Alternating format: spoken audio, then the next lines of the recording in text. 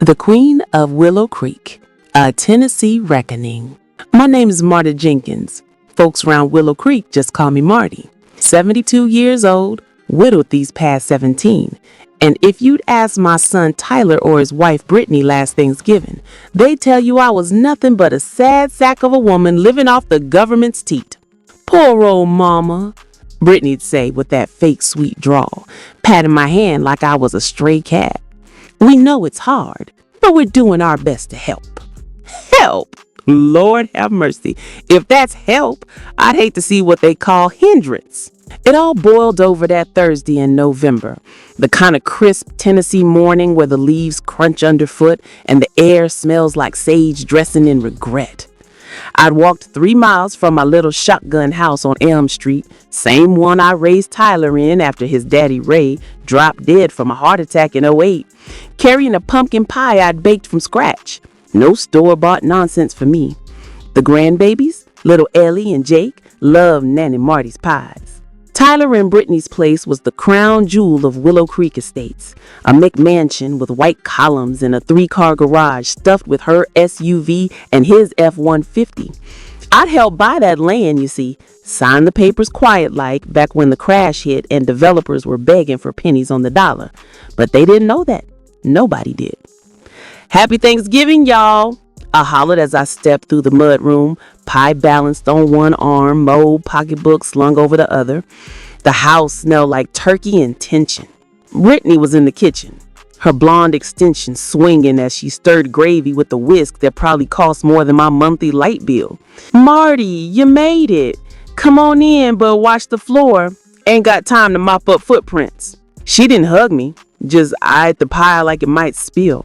Tyler poked his head in from the living room where the Vols game was blaring on that massive flat screen I'd gifted them last Christmas. Wired the money through a cashier's check. No questions asked. Hey, Mom, grab a seat. Food's almost ready. The table was set for 12. Them, the kids, Brittany's folks, the snobby Harrisons from Knoxville, Tyler's cousin Dale and his wife, and a couple neighbors who'd married into the family. I was the only one without a +1. Sitting at the kids' table in like an afterthought.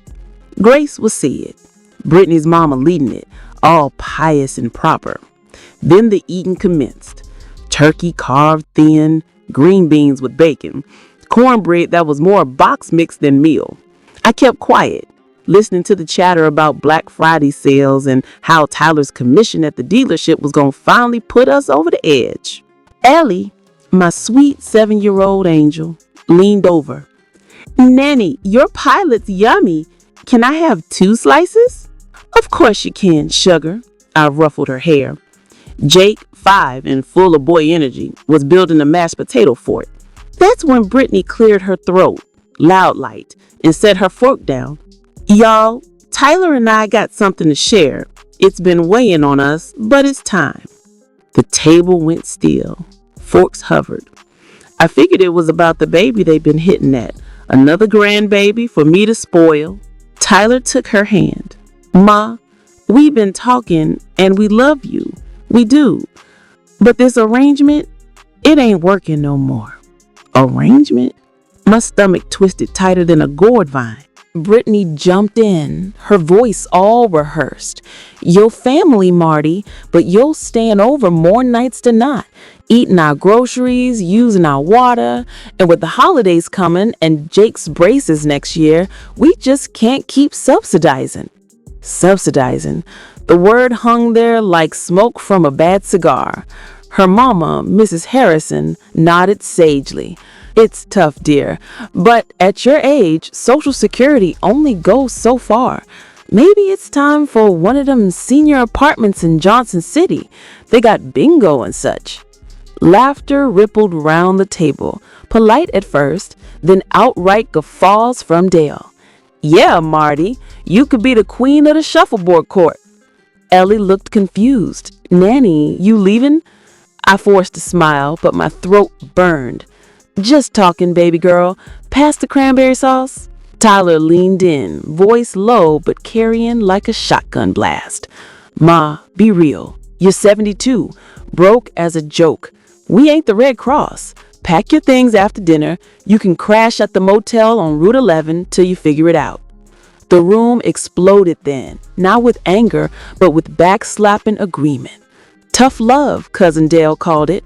Builds character, Mr. Harrison toasted with his bourbon. I sat there, pie uneaten, watching my world crack like the drought earth out back. Raised life insurance, $750,000. Paid out in '08 when the banks were folding like cheap lawn chairs. Hadn't gone to booze or slots. No, sir. I'd taken it straight to a realtor in Nashville, a sharp fella named Harlan, who knew foreclosures like scripture. Buy low, hold tight, Miss Martha. This crash, it's a gold rush for the patient. I'd bought quiet. The old feed store on Main turned strip mall, the abandoned auto lot on the highway, now Willow Creek Ford where Tyler slung trucks for a living. That McMansion lot? Mine, leased back to them for a song. And half the rentals in town, the laundromat where Brittany folded scrubs between shifts at the clinic, the diner where I'd waitress for 30 years, even the billboard out by the interstate advertising Dale's construction firm. By 2025, with property values bouncing back like a bad check, my poor widow portfolio was worth nigh on $4.2 million, and not a soul in Willow Creek knew, except Harlan, my banker Missy, and now, God rest his soul, Ray up in heaven. I excused myself after pie, 2 slices for the kids as promised, and walked home in the dark, leaves sticking to my sensible shoes. The cold bit deep, but not as deep as the shame. I'd given Tyler everything, his college tuition, community, but still. The down payment on his first beat of truck, bail when he wrapped it around a tree at 20. When he married Brittany, that Nashville hairdresser with dollar signs in her eyes, I'd fronted $15,000 for the wedding. Catered barbecue, open bar, the works. You the best, Ma, he said then, hugging me tight. Best turned to burden somewhere around the time the twins came. I'd babysit free 3 days a week, walking the mile to their place with cookies and stories. But by year 5, it was, Marty, you're cramping our style, always hovering. The calls dried up. Birthdays forgotten. Last Mother's Day, a text. Hope you're good. Busy here. When Ray's policy paid out, I kept it secret. Lived on my widow's pension and tips, sending Tyler loans that never came back. $8,000 for Jake's preschool, $12,000 when roof leaked, $20,000 down on the McMansion in 2015. They thought it was inheritance from Aunt Edna's side, a lie I let slide to keep the peace. But peace? That died on Thanksgiving. I sat in my kitchen till midnight, pie tin empty, staring at the deed folder Harlan had mailed last month. Then I picked up the phone. Harlan, it's Marty. Time to collect. He chuckled low. Evening, Your Majesty. What's the play? Eviction notices, liens, the whole kit. But hold till Friday morning. I want them served at the Harrisons' Black Friday brunch. Fiendish. I love it. And the grandbabies? Trust fund stays. They ain't done nothing but grow up with wolves. Friday dawned foggy, like the town's secrets. I didn't go to the diner. Called in my notice to Miss Trudy, who cried and hugged me fierce. Marty Jenkins, you've been the backbone here. What's got you quitting? I said, time for a spine of my own. The brunch was at the Harrisons in Knoxville. Fancy country club, mimosas and monkey bread, the whole socialite shebang. Tyler and Brittany posted pics on the gram, #blessed, family goals, with Ellie in a pilgrim hat and Jake stuffing his face. I timed it perfect. Harlan's process server, a grizzled ex-cop named Buck, rolled up at 11:15 a.m. sharp, just as the second round of Bloody Marys hit the table. He was dressed like a waiter, tray in hand, envelopes tucked under. Compliments of the house, Buck drawled, setting the tray down. 10 cream envelopes, sealed with red wax, each addressed crisp. Mr. Tyler Jenkins, Mrs. Brittany Jenkins, Mr. Dale Harrison. Brittany snatched hers first, pink nails flashing. What's this? Coupons? Tyler tore his open next. His face went the color of buttermilk. What the? Eviction? Ma's name? This some kind of joke? The room hushed. Forks clattered. Mrs. Harrison's mimosa glass slipped, staining her Chanel. Dale ripped his. Line on the business for unpaid rent? What rent? Buck straightened, tipping his cap.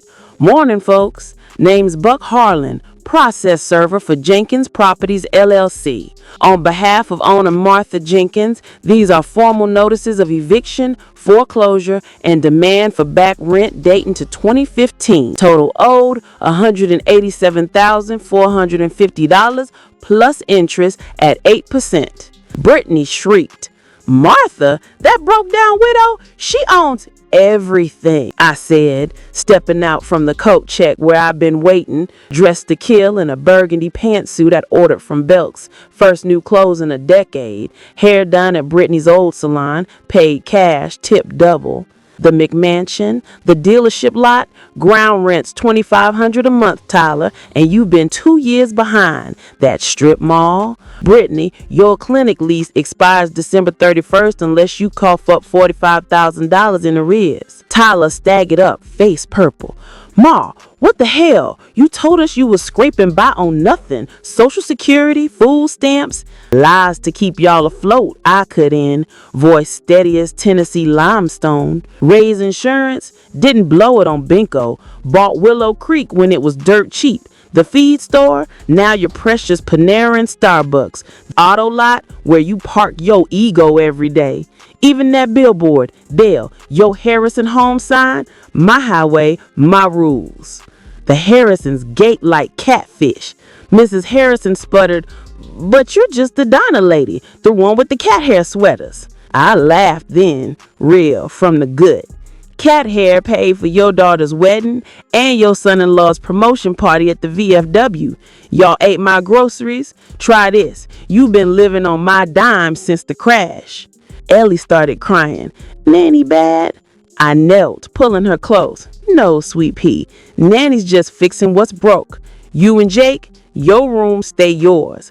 College funds locked tight. But these grown fools, I stood up, I and Tyler. They learn or they learn hard. Brittany lunged for her phone. I'm calling the cops. This is fraud, elder abuse. Buck held up a hand. Already cleared with the sheriff. Miss Jenkins here is the landlord of record. Deeds filed proper. Y'all got 30 days to vacate the McMansion. Dealership, auction next Tuesday unless payments made. Clinic, subletters welcome. Chaos erupted. Tyler grabbed my arm. Ma, please, we can talk. But I shook him off gentle. Talking's what got us here. Son, you mocked a mooch at your own table. Now, meet the queen you dethroned.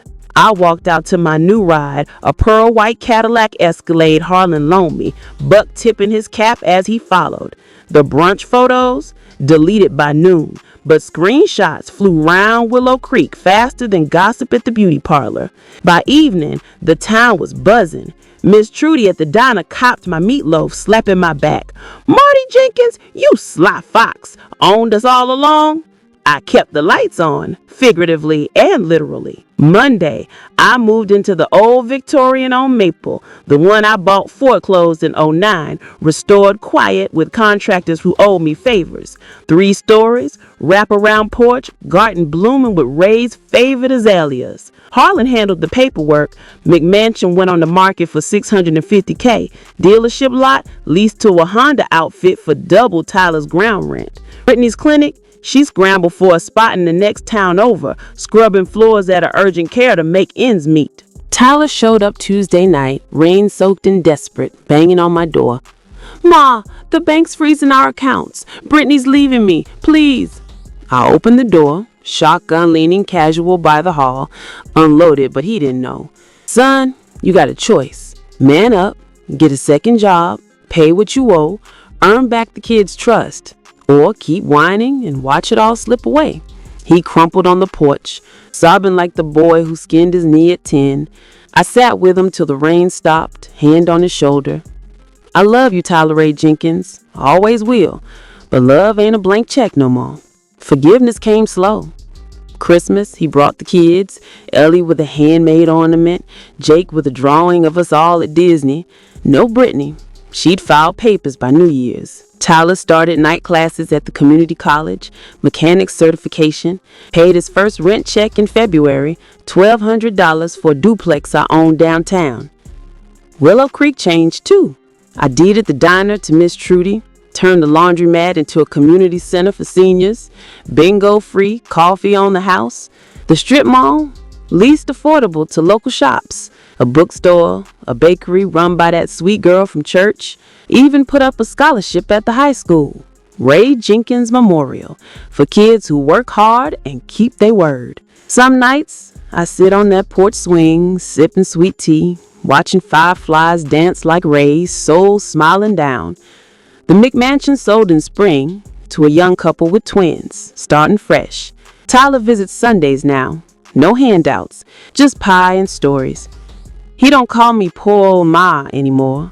It's Mom, or quiet like Marty. In Willow Creek, they whisper my name different now. Not pity, respect. The queen who bought the town when it fell, held it through the storm, and gave it back better. Turns out, the real estate worth the most, the one you build in your spine. And darling, mine's solid oak.